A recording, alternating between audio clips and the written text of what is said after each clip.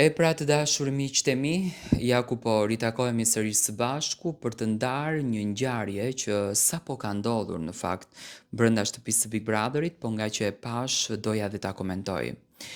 Sa e neveritshme, sa e ulët dhe sa e shpifur është të tregosh forcë fizike me një djalë i cili është i verbër. Tani, unë nuk e kuptoj Rogertin,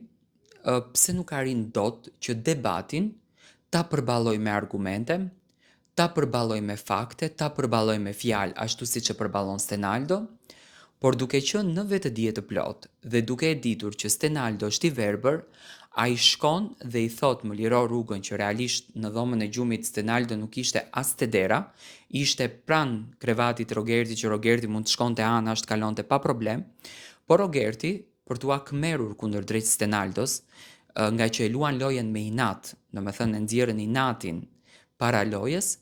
e shtyu Stenaldon dy herë, domethënë mundoheshte që ta shty që ai të rrëzoheshte dhe e mbante Selina dhe Selina reagon. Rogerti mundoheshte që të shkon drejt Stenaldos, që me kastile domethënë Stenaldo të rrëzohet. Duke u munduar non stop që ta kërcënon në një farë mënyre Stenaldon. Nuk më duket mua lojtar i fort, një njeri që përballë vetes së tij ka një njeri të verbër, i cili është me të gjitha të drejta të plota brenda Big Brother, do ta gjykoja Stenaldon në qoftë se e prekte me dorë Rogertin. Stenaldon nuk e bënte këtë gjë, Rogerti kishte shumë vend për të kaluar, por Rogerti, nga që nuk e përballonte dot diskutimin, nuk e përballonte dot debatin dhe u mundua që të gjuaj me duar Stenaldon. Tani,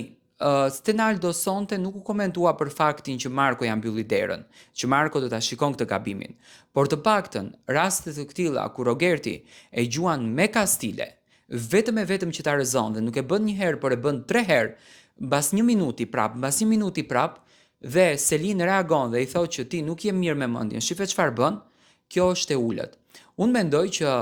Stenaldo le të preket në momentin kur Stenaldo të prek me dorë. Me thonë, kur ai do ta tepron prekën me dorë, po le të preket sepse e ka tepruar vetë. Po në momentin kur ai vjen të diskuton me ti, dhe ti nuk e përballon dot diskutimin, është njerëzore që ti një njeriu të verbër ta gjuash ashtu që ai shkreti nuk e di edhe ku mund të bie.